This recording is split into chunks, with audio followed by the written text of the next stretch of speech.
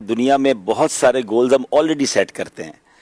Student جو ہے وہ اپنے امتحان کا گول سیٹ کرتا ہے, اس کو پاس کرنا ہے, بعض اوقات تو پھر اس میں کون سا گریڈ لانا ہے.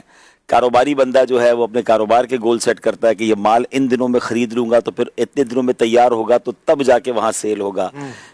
ہر نارملی نیچرلی دیکھیں تو بہت سارے گولز ہم یا تو ان انٹینشنلی انٹینشنلی سیٹ کر ہی رہے ہوتے ہیں. نوجوان کر رہے ہوتے ہیں, بزرگ کر رہے ہوتے ہیں, ڈاکٹر کے پاس جاتے ہیں, ڈاکٹر ہماری صحت کے گول سیٹ کر رہا ہوتا ہے کہ اتنے دن آپ نے دوائی کھانی ہے. تو یہ تو وہ مہینہ ہے کہ اتنی بڑی ہم پر مہربانی ہو گئی ہے کہ جیتے جی پھر رمضان مل گیا ہے. پچھلے رمضان میں کئی لوگ تھے جو ہمارے ساتھ تھے, وہ اب نہیں ہیں.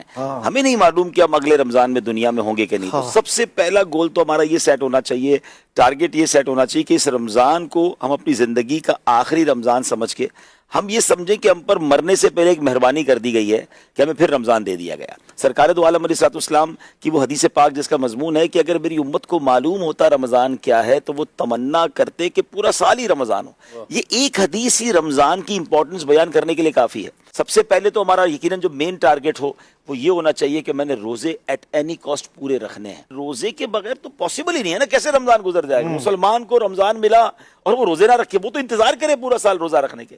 تو یہ گول ہونا چاہیے. پھر جو وہ عبادتیں جو ہم رمضان کے علاوہ کبھی اور نہیں کر سکتے, تراویح سبحان اللہ, یہ وہ رونق ہے, یہ وہ سجدے ہیں, یہ وہ سنت موقدہ ہے کہ ہم پورا سال یہ عبادت نہیں کر پاتے. ہمیں رمضان میں یہ موقع ملتا ہے تو ہم تراویح کے لیے اپنے آپ کو گول سیٹ کریں کہ میں نے کسی صورت تراویح نہیں چھوڑنی ہے. پھر اسی طرح اب سرکار دو عالم علیہ السلام کا رمضان دیکھ لینا. دیکھیں نا, ایک مومن کے لیے سب سے مین چیز یہ ہے کہ نبی پاک علیہ السلام رمضان کیسے گزارتے تھے. سرکار دو عالم علیہ السلام رمضان میں خوب سخاوت فرماتے. اچھا, اور اس میں ہر آنے والے سائل کو عطا فرماتے.